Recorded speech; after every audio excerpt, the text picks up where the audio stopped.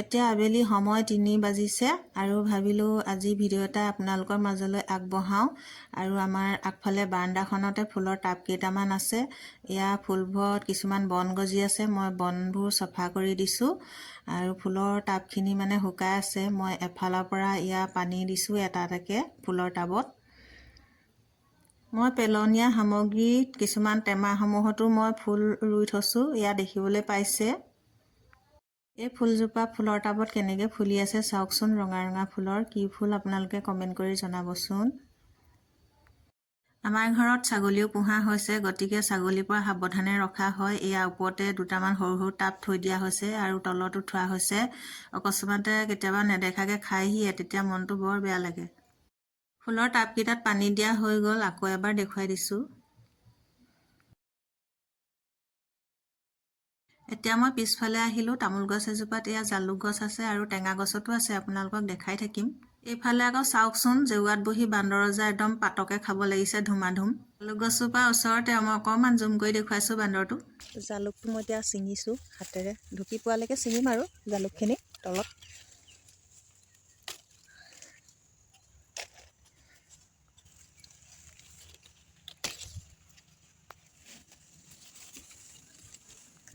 এইজোপা গছ চাওকচোন, টেঙা গছত কেনেকৈ জালুক বগাইছে, একদম ওপৰলৈকে বগাইছে আৰু চাই লওকচোন। এইজোপা হৈছে আমাৰ তেজপাত গছ। গছজোপা যথেষ্ট ওখ। চাওকচোন, আমাৰ ঘৰত মান ধনিয়া একদম পাহ মেলি আছে, একদম বৰ এজোপা জোপা। এইবোৰ বননিৰ মাজত গোটেই মান ধনিয়া হৈ আছে আৰু।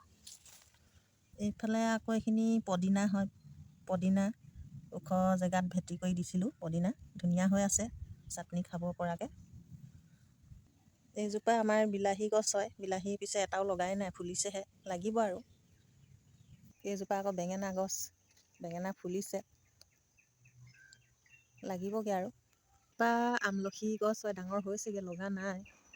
পুলি এটা আনি ৰুইছিলোঁহি। এইজোপা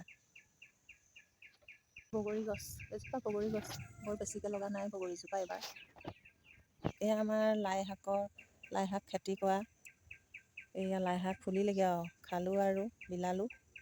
এতিয়া ফুল ফুলি আছে আৰু গুটি হৈছে, গুটিবোৰ সঁচলৈ থ'ব লাগিব। এই গছজোপা নিশ্চয় আপোনালোকে চিনি পাইছে। এইজোপা মাখিয়তী গছ হয়। বহাগ বিহু গৰু বিহুৰ দিনাখনি গৰু গা ধোৱাৰ সময়ত এই মাখিয়তী ডালেৰে গৰুক ব্যৱহাৰ কৰা হয়।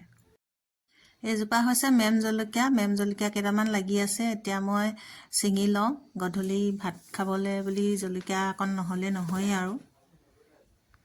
বৰ বেছি জ্বলা খাব নোৱাৰোঁ, মোৰ কাৰণে অলপ হ'লে হৈ যায়।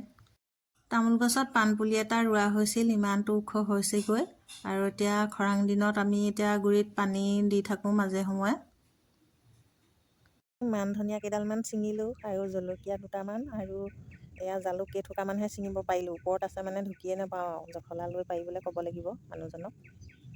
আজিলৈ ইমানতে সমাপ্ত কৰিছোঁ। পুনৰ এটি ভিডিঅ'ত আকৌ লগ পাম, বাই বাই।